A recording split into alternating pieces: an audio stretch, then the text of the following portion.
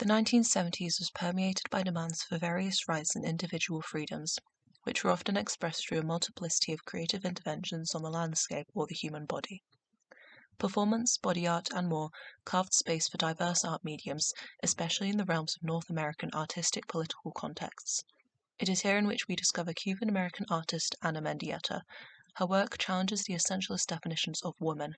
During her time, the performative inscription of the female bodies in art was countless times classified as narcissistic. As described by Lippard, because women are considered sex objects, it is taken for granted that any woman who presents her naked body in public is doing so only because she thinks she is beautiful. Regardless, she used her work as a way to open countless oppressions and errors suffered by women inside and outside the art world.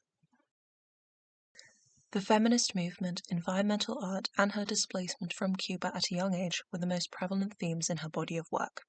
She flourished in the 1970s amid prominent discussions of the feminist movement and struggle for women's liberation/presence in artistic institutions previously dominated by white male artists. She carved out a space not just for herself, but for countless other female artists of her ilk. Medium used in her work included the likes of earth, fire, water, plants, and animal blood. She states that, "My art is the way I re-establish the bonds that bind me to the universe. It is a return to the maternal source. Through my earth body sculptures, I become one with the earth. I become an extension of nature, and nature becomes an extension of my body. This obsessive act of reasserting my ties to the earth is really the reactivation of primitive beliefs, an omnipresent feminine force, the post-image of being wrapped within the womb."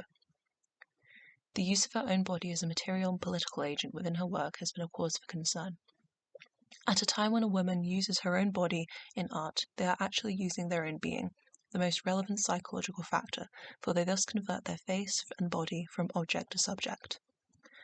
I feel that Mendieta was purposefully using her body as a medium, as an act of rebellion to what is typically considered art. Comprised of more than 100 earth body works produced between 1973 and 1981 in Iowa and Mexico, this series exhibits a constant dialogue of the female body with nature. Mendieta acts in the landscape using fire, water, earth, blood, and vegetation to print its contours, letting these elements also act on her work. Fusing her studies of indigenous rituals and religions with contemporary movements of body and performance art, her use of elemental subject matter was a means of infusing spiritual power or, as she would put it, magic into her art. The disappearance and dissolution of the body in the middle of the landscape can be read as a metaphor for returning to the earth. She establishes a sense of being, of healing the wound of separation. I make sculptures in the landscape. Because I have no country, I feel a need to join the land, to return to her womb. Mendieta carves the shape of a female body with its defined contours and surrounded by water. It appears to be between two places, or as Mendieta states, between two cultures.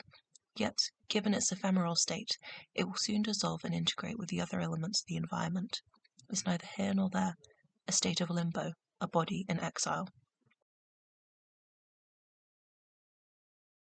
Translating to Bloody Silhouette in Spanish, the film opens with Mendieta lying nude, facing upwards on the earth's surface.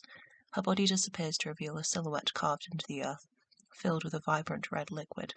This allusion to blood refers to rituals, violence, corporeality, loss, and absence of the female body. There's something unsettling and, dare I say, frightening about this shade of red. It makes one scared of the inevitable state that is mortality. Silhouettes are not self-portraits or performance pieces, except perhaps to the few who witnessed them. Each piece was subsumed by the earth, meaning photographs of the work are the only remaining traces that they ever existed. Her photographs, in a sense, immortalize the stages of her land structure decay.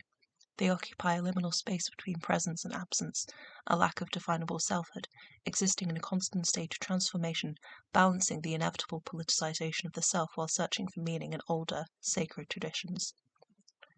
The body is never a separate entity from the environment and universe. It is only people's perceptions that separated and made these parameters about what is selfhood. Her earth/body works can be viewed to present how humanity is everything, nothing, or some amalgamation of balance.